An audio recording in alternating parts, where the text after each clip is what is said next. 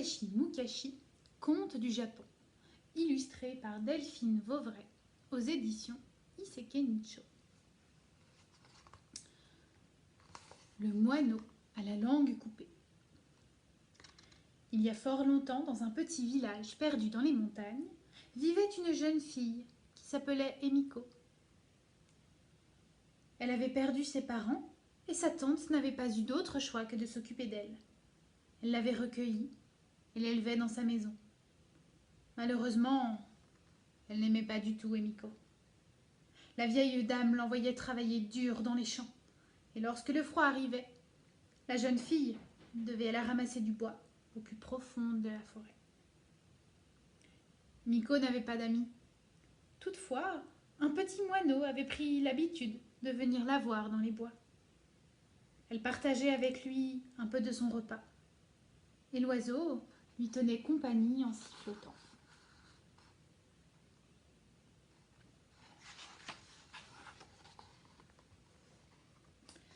Petit à petit, le moineau suivit Emiko jusqu'à sa maison. Le matin, il chantait à la fenêtre de sa chambre et accompagnait la jeune fille partout où elle allait.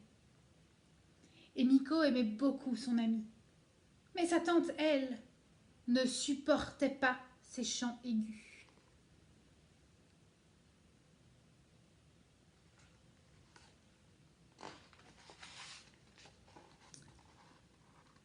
Un jour, la tante demanda à Emiko d'aller au village lui chercher du thé.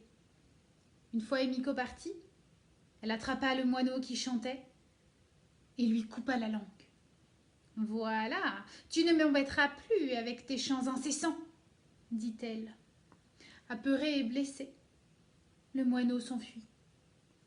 Quand Emiko rentra, elle appela le moineau, mais il ne vint pas. Sa tante lui expliqua que son moineau était insupportable et qu'elle avait dû lui couper la langue.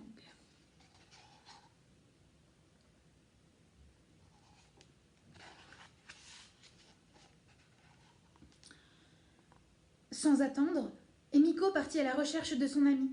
Elle prit la direction de la forêt, traversa des rivières, gravit des falaises, l'appelant sans cesse. Mais le moineau restait introuvable.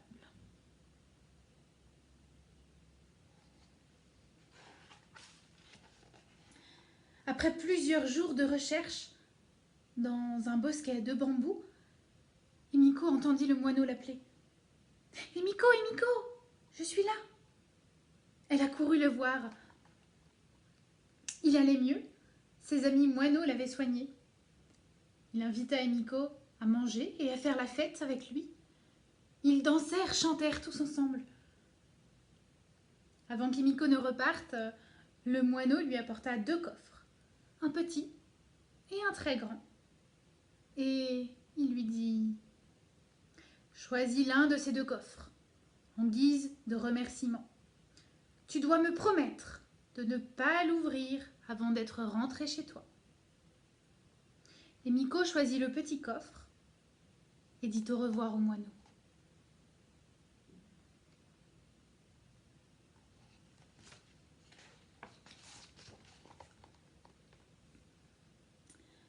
À son retour, sa tante la gronda d'être partie aussi longtemps.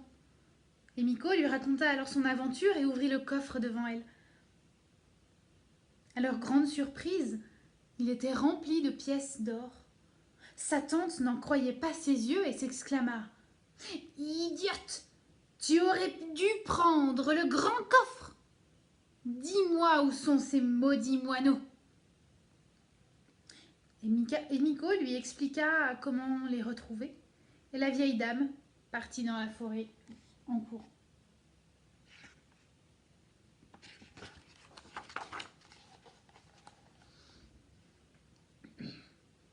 Une fois arrivée devant le petit bosquet de bambou indiqué par Emiko, l'appela le moineau.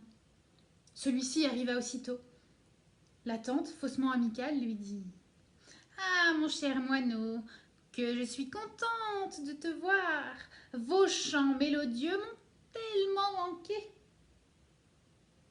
Le moineau l'invita à manger, danser et chanter, mais la tante refusa. « Oh, mais je n'ai pas le temps.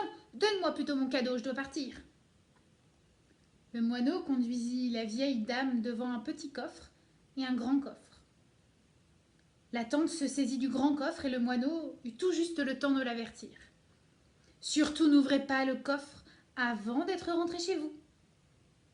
La tante s'éloigna très vite, avec le grand coffre sur le dos.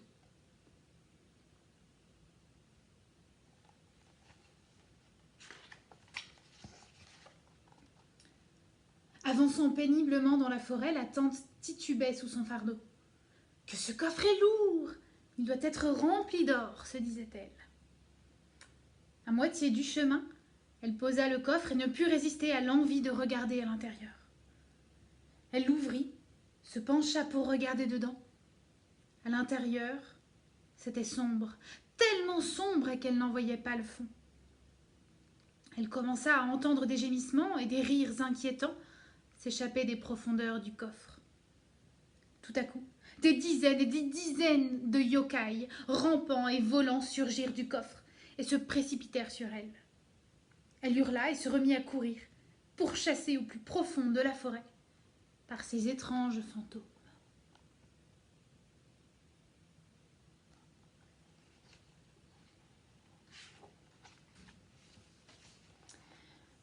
Depuis ce jour, plus personne n'entendit parler de la tante d'Emiko. Emiko, elle, vécut heureuse avec son ami, le moineau, dans la maison de sa tante.